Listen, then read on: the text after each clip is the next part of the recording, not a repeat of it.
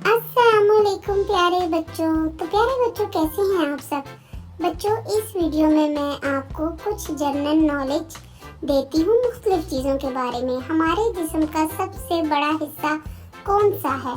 हमारे जिस्म का सबसे बड़ा हिस्सा हमारी जिल्द है। हम किस गैस से सांस लेते हैं?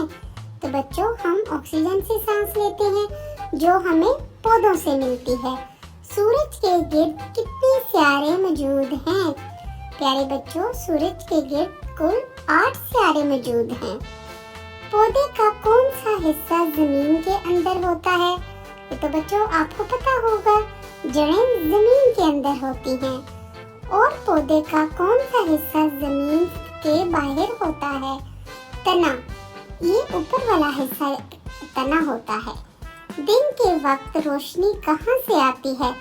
ये तो मेरे सारे बच्चों को मालूम है, सूरज हमें दिन को रोशनी देता है। चांद कहाँ से रोशनी हासिल करता है?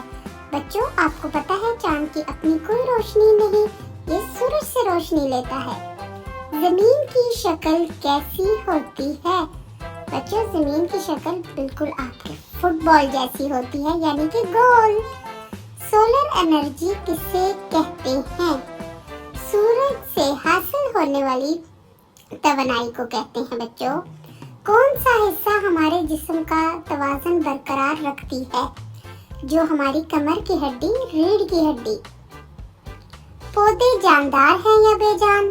तो बच्चों, पौधे जानदार होते हैं, इसीलिए आपने बिला वजह पौधों को नहीं तोड़ना। हम चांद पर क्यों नहीं रहते?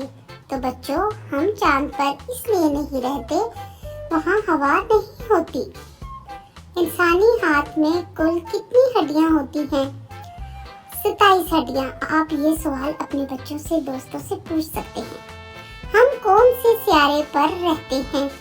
हम जमीन पर रहते हैं। जमीन सबसे अच्छा सितारा है।